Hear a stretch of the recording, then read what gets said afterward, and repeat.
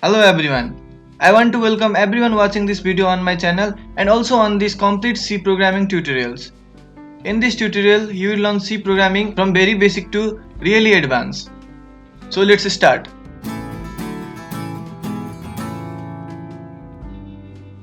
So this is part 5. In part 4, we talked about C tokens. So today we will be talking about data types and variable. So what are data types then? Before talking about data types, what are data? Data refers to the value which we use in the program. So similarly, data types are the type of data used in a program. It also specifies the format of data to be used in a program. That means which kind of data we are going to use. Whether it is integer type, that is 10, or it is floating type, that is 3.141, or it is a character A or Z. So these are the format of data. It also describes the storage of the data. Data types can be categorized into two types generally. They are primitive and derived. Furthermore, primitive can be classified into four types. They are char, int, long, and double. All these four data types are different and have a specific meaning. I will come through it very soon. So let's talk about derived. It is made up of or made from two or more primitive data types. These are namely array, union, pointer, and structure. In this video, I will only talk about primitive data types, and I will be making separate videos on these derived data types on coming days. So let's start with char. It stores single characters such as A, Z, @1, etc., including numbers, symbol, or special character. It takes 1 byte to store a character. Similarly, we have int. This int is used to store integers ranging from -2 to the power 31 to 2 to the power 31. And it takes 2 to 4 bytes to store an integer. Here the size of int data type depends on the system which you are using. Normally for a 32-bit system, it takes 4 bytes to store an integer. Float. It stores real number up to 6 decimal places. It also takes 4 bytes to store a float. Similarly, double. It stores real numbers up to 15 decimal places. And it takes 8 bytes to store a double. We also have modifiers in C. What are modifiers then? Modifiers are the keywords in C language which are used to modify the default property of data types. There are generally 4 modifiers used in C language. They are signed, unsigned, short, and long. Now let's see how does it modify the default property. This table shows the summary of data types with modifiers. So here you can see there are 3 columns: data type, range, and bytes. This bytes specifies the size of the data type. Now in the data type column we see signed char. Here signed is a modifier and char is a data type. Similarly we have unsigned char, where char is a data type and unsigned is a modifier. The signed char ranges from -128 to +127, but unsigned char ranges from 0 to 255. It's due to modifier, that is signed and unsigned. Now here signed refers to both positive and negative, but unsigned refers to only positive. Similarly, on the third row we have short signed int, which ranges from -32,768 to +32,767, which is equivalent to -2 to the power 15 to +2 to the power 15 minus 1. But we know int stores the integer ranging from -2 to the power 31 to +2 to the power 31. So here it shows less than I mentioned earlier. Why is it then? It's due to the modifier, that is short, which is used in this data type, that is short signed int. Similarly, if we look at long signed int, on the 7th row, we find it as I said, that is it ranges from -2 to the power 31 to +2 to the power 31 minus 1. So after observing this whole table, we can clearly conclude that data types with modifier signed represent both positive and negative, whereas data types with modifier unsigned represent only positive. Similarly, data types with modifier short limits the range of data that can be used. Similarly, data type with modifier long does not limit the data. Along with modifiers, we also have format specifier. Here format specifier comprises of two characters. One is modulus and another is special character. So on the last column, first row, you can see modulus C. Format specifier specifies the format of data that we are going to use. So if our data is character, then the format specifier will be modulus C. Similarly, if our data is integer, we have to use modulus D. We could also use modulus I. And if we are going to use the fractional value, then we must use modulus f. So I will demonstrate all these later on this video. So let's talk about variables. Variables are the symbolic name used to store the data. Variables store the data entered by the user, and also the result of any mathematical operation at the end of the execution or at the intermediate. Their value can change during the execution. Let me give an example to make you clear. So what do you see on the screen? A glass of water. We have glass and water. Now water is stored in glass or kept in glass. So let us suppose glass as a variable and water as data. As water is stored in glass, similarly data are also stored in variable. Let us consider a primary memory RAM, which have certain number of memory blocks, and each memory blocks have unique memory address. If I enter a value from keyboard, let's suppose 10, then the system will store it in one of these memory blocks, suppose 0004. So during the execution, I need the value 10. Now how can I access it? It's really difficult and time consuming because the program has to search each and every memory block until it encounters 10. So in spite of this, I add a variable named value1. Now as soon as I add a variable named value1, the program or the system automatically assigns a memory block for it. That is, it will assign 0004 for example. Now again I enter a value from keyboard, that is 10 again, and store it in value1 variable.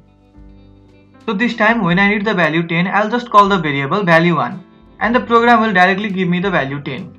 It's easy and convenient. Now we have certain rules to write the variable name. The first one is variable name must consist of letters, digit and underscore, but must not start with a digit.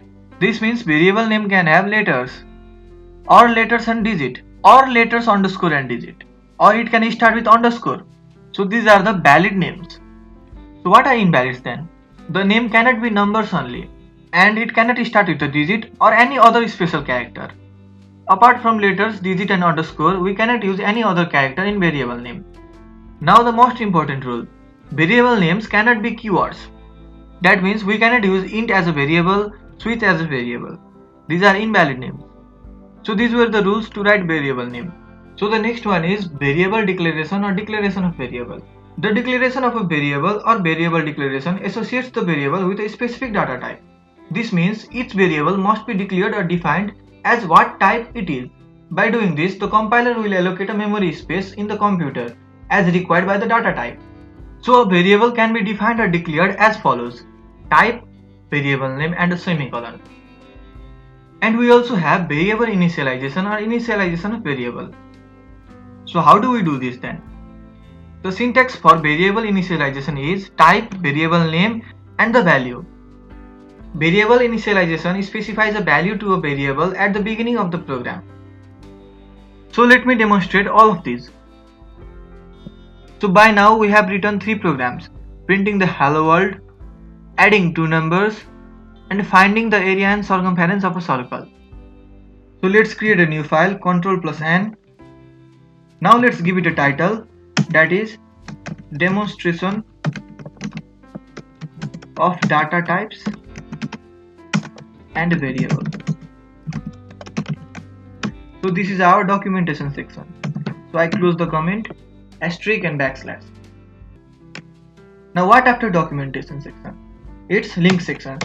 So I'll be linking a header file, that is include angular bracket and stdio.h. So it's my header file. Let's comment it, header files. Now let's start our main function. Let's give curly braces. So let me write a data type over here, that is int, and a variable. Let's name it var, add a semicolon. Here this statement states that a variable named var or var can store only those data which are of int data type. So this is the way how you declare variable. It's also called variable declaration.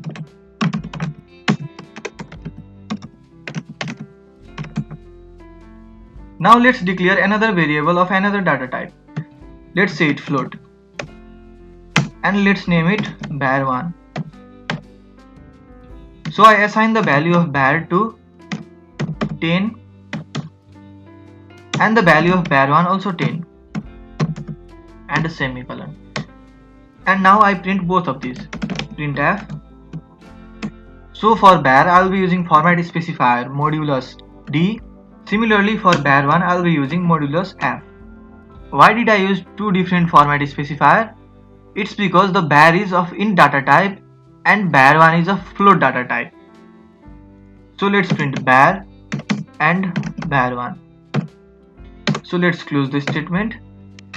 So let's save the program with name demo.c and compile the program. It's compiling. Now here you see it says 0 error. So let's run the program. Now over here you see both have same value, that is 10. But when you observe the output, it shows two different output. Though they are same, the format is different. One is in the form of whole number and the other is in the form of floating point. So let's close it. I had also told you about variable initialization. So instead of assigning these values over here, I can directly assign it over here. That is on the declaration statement. That is 10.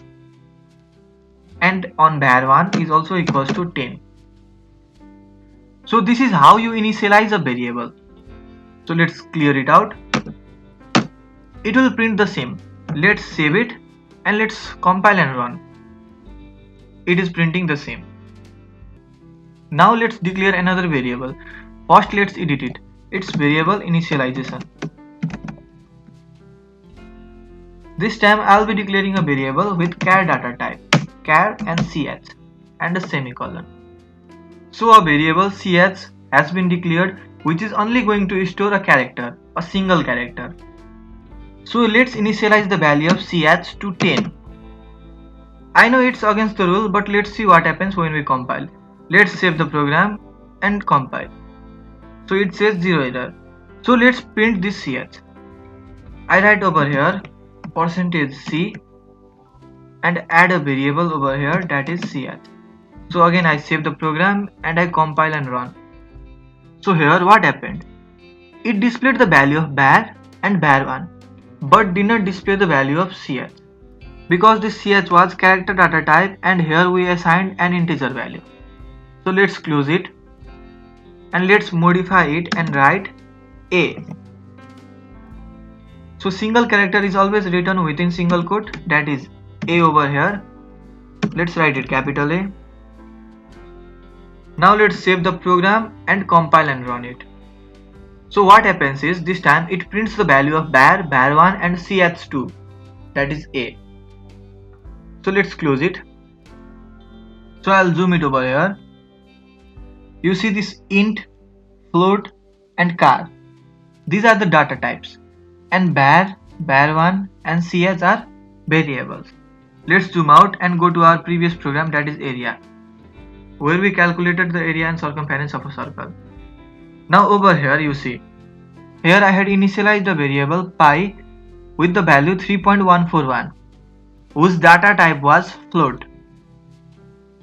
Similarly, on our previous program, that is adding two numbers, int is a data type and a, b and sum are variables. So this is how you declare multiple variables of same data type, that is int or any other, using comma.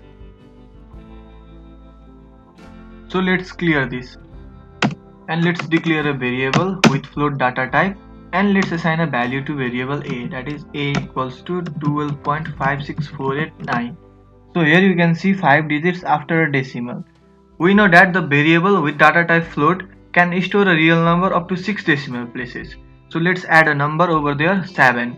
So now there are 6 digits after decimal. So let's give a semicolon and let's print this a. Printf modulus f and over here a. So let's save it and compile. This is 0 error. Now let's run the program. So now you can see the program printed the value of a. So let's cancel it or close it and let's add one more digit after decimal. Suppose let's keep it 6 and let's save it again and compile the program and run it. So this time the program did not display the value of a. We had 7 digits after decimal, but over here you can see on the output screen there are only 6. Now why is that so? That's because float data type is specified to store a real number up to 6 decimal places. So what the program does, it reads the whole 7 digit after this decimal and converts it into best possible 6 digit, that is it round figured 976298. So again let's close it. So again let's clear it out. I had also told you about the size of data type, that is the size of character data type, that is char, is 1 byte, and similarly the size of int data type is 4 byte. So let's check it. Here I write printf and I write here the size of int is, so here I'll be using size of operator. So you don't need to panic because I'm gonna tell you about size of operator and all other operator used in C programming language on my next video or upcoming videos. So let's type here int. So how is the size expressed? That is in terms of numerical value, that is integer. So I'll be keeping here modulus d and a semicolon at last, and I'll save it and I'll compile the program and run it. So you see, as I said, the size of int is 4, that is 4 byte. Now I'll be adding byte here, byte. Now let's duplicate this line using Ctrl E 4 times, and let's change this to char, and let's change this to char, and others to float, this to also float, and this into double. So why are you doing so? We are doing so that the program would print the size of all these data types. So I'll save the program and I'll compile and run the program. This doesn't look good, so I'll be adding some white spaces, that is forward slash and end. I'll be breaking the line after each statement or sentence. So I'll be adding it. So let's save the program and again compile and run it. So this time this looks good. So the size of char is 1 byte, size of int is 4 byte, and the size of float is also 4 byte, and the size of double is 8 byte. So now let's close it and let's see how does the modifier affect the data type. Let's clear all these 3 statements. Now let's change this char to int. I change here int and int here too. Now let's duplicate this line, Ctrl E, and I'll be changing this int to short int. Again let's duplicate this line and let's keep it long int. So let's also change this to short int and this to long int,